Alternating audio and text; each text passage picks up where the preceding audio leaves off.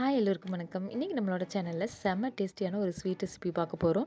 இது வந்து 7 கப் பர்ஃபி இல்லைன்னா 7 கப் ஸ்வீட் அப்படின்னு சொல்லுவாங்க. நம்ம யூஸ் பண்ணுற பொருட்கள் 5 தான். ஆனால் 7 கப்பில் மெஷர் பண்ணி எடுக்கிறனால இது வந்து 7 கப் பர்ஃபி அப்படின்னு சொல்லுவாங்க. 7 பொருட்களுமே ஒரே கப் மெஷர்மெண்ட்டில் தான் நம்ம வந்து அளந்து எடுக்கணும். ஒரு கப் கடலை மாவு எடுத்துக்கலாம். கடலை மாவு எந்த கப்பில் மெஷர் பண்ணி எடுக்கிறோமோ அதே கப்பில் தான் மீதி பொருட்களையும் அளந்து எடுக்கணும். ஒரு கப் கடலை மாவு, ஒரு கப் தேங்காய் துருவல், 3 கப் சர்க்கரை, ஒரு கப் பால், ஒரு கப் நெய், சர்க்கரை மட்டும்தான் 3 கப் எடுக்கிறோம். ஃபஸ்ட்டு கடலை மாவு வந்து லைட்டாக ட்ரை ரோஸ்ட் பண்ணிக்கலாம். அதுக்கப்புறமா தேங்காய் துருவல் சேர்த்துக்கலாம். எந்த கப்பில் கடலை மாவு அளந்தெடுத்தோமோ அதே கப்பில் தான் தேங்காய் துருவல் அளந்தெடுக்கணும். இது ஃப்ரெஷ்ஷான தேங்காய் அப்படிங்கிறனால லைட்டாக ஈரப்பதம் இருக்கும். அதனால் அதையும் கடலை மாவோட சேர்த்து ட்ரை ரோஸ்ட் பண்ணிக்கலாம். இந்த பொருளுக்கு அப்புறம் தான் இந்த பொருள் சேர்த்தணும்னு எந்த ரூல்ஸும் கிடையாது. எல்லாத்தையும் நம்ம ஃபஸ்ட்டே சேர்த்துட்டு கூட நம்ம ஸ்வீட் செய்ய ஆரம்பிக்கலாம். சர்க்கரை வந்து 2 கப் தான் எடுக்கிறோம். 3 கப் சர்க்கரை வந்து இனிப்பு அதிகமாக இருக்கும். அதனால் 1 கப் சர்க்கரையை வந்து குறைச்சிட்டு அதுக்கு பதிலாக நட்ஸ் பவுடர் சேர்த்திக்கலாம். 1 கப் நெய் சேர்த்திக்கலாம். நம்ம எடுக்கிற எல்லா பொருட்களுமே ஒரே அளவில் சமமாக எடுக்கணும். அப்போ தான் நமக்கு ஸ்வீட் ரெசிபி வந்து கரெக்டான பதத்தில் வரும். காய்ச்சி ஆற வச்ச பால் வந்து 1 கப் எடுத்துக்கலாம்.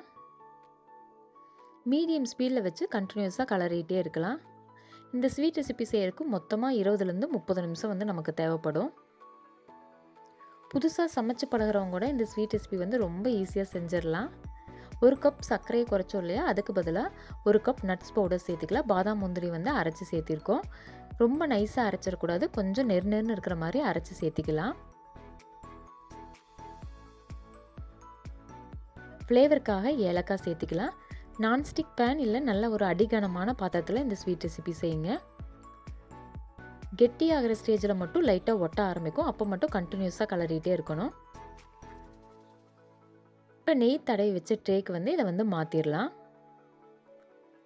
இதை அந்த பாத்திரத்துக்கு மாற்றிட்டு நல்லா மேடு பல்ல இல்லாமல் கட்டிகள் இல்லாமல் நல்லா டேப் பண்ணி விட்டுட்டு அப்போவே உடனே வந்து நம்ம நைஃப் வச்சு ஷேப் பண்ணி விட்டுக்கலாம். எந்த ஷேப்பில் நம்ம கட் பண்ண போகிறோமோ அந்த ஷேப்புக்கு வந்து லைட்டாக கட் பண்ணி விட்டுக்கலாம்.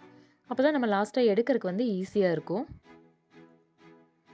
இது வந்து ஒரு 10-15 நிமிஷத்துலேயே இந்த ஸ்வீட் ரெசிபி வந்து ஈஸியாக செட் ஆயிரும். கண்டிப்பாக இந்த பர்ஃபி நீங்களும் செஞ்சு பார்த்துட்டு எப்படி இருந்துச்சுன்னு சொல்லி கமெண்ட் பண்ணுங்கள். உங்களோட ஃப்ரெண்ட்ஸ் ரிலேட்டிவ்க்கு இந்த ஸ்வீட் ரெசிபியை வந்து ஷேர் பண்ணுங்கள். நீங்கள் இன்னும் நம்ம சேனலை சப்ஸ்கிரைப் பண்ணலைன்னா சப்ஸ்கிரைப் பண்ணி உங்களோட சப்போர்ட் கொடுங்க. தேங்க்யூ.